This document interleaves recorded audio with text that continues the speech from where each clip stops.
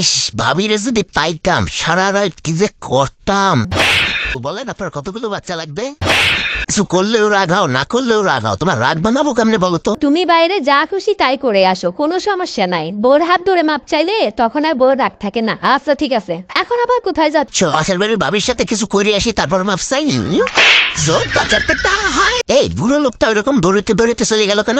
আরে ভিখারি ছিল, বললো অসুস্থ, কয়দিন ধরে কিছু খায় না। অসুস্থ ছিল ভালো কথা, কিছু খাওয়া বিদায় দিতা। ঘরেতে কোনো ওষুধ ছিল না, তাই বুদ্ধি করে আমার পি খাওয়াই দিচ্ছি।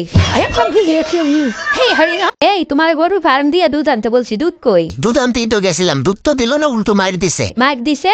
দুধ আনতে গেলে মারবে কেন? কি করছো তুমি? আমি বললাম ভাই 1 লিটার দুধ দেন, সে বলে বউ বাজারে গেছে, 1 ঘন্টা পরে গেছেন। আমি বললাম বউ গরুর দুধ নিতে বলছে।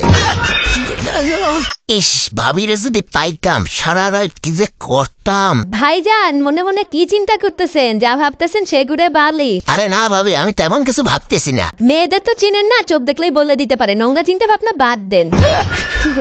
এই তুমি আমার বান্ধবীরে কি বলছো? রাগ হয়ে চলে গেল, ডাকলাম শুনলো না। আচ্ছা, আমরা যখন চা খাই তখন যদি কেউ আসে তখন আমরা কি বলি? আসেন একসাথে চা খাই। আর যখন ডিনার করে তখন কি বলি? হাসেন একসাথে ডিনার করি। আমি শুয়েছিলাম, তোমার বান্ধবীরা বললাম আসেন একসাথে ঘুমাই। অনেক খিদা লাগছে, তাড়াতাড়ি খেয়ে নি। তাড়াতাড়ি খাবার খায় শয়তানে, দোয়া পরে খা, বরকত দিবে দ্বিগুণ। আল্লাহ, তুমি এত সুন্দর বউ দেছো, তোমাকে অনেক অনেক শুকরিয়া জানাই। আবার দ্বিগুণ হবে, বউ দ্বিগুণ হবে না, তবে মায়ের দ্বিগুণ হতে পারে।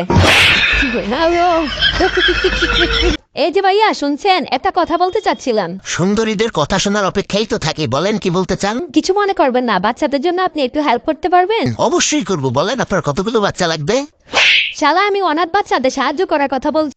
তুমি কোন শহরের মাইয়া গো, লাগে উড়া দুরা। এক্সকিউজ মি ভাইয়া, আমাদের 2 মিনিট সময় দেওয়া যাবে? আপনার ভুল হচ্ছে, আমি 2 মিনিট না 5 মিনিটের উপরে দিতে পারি।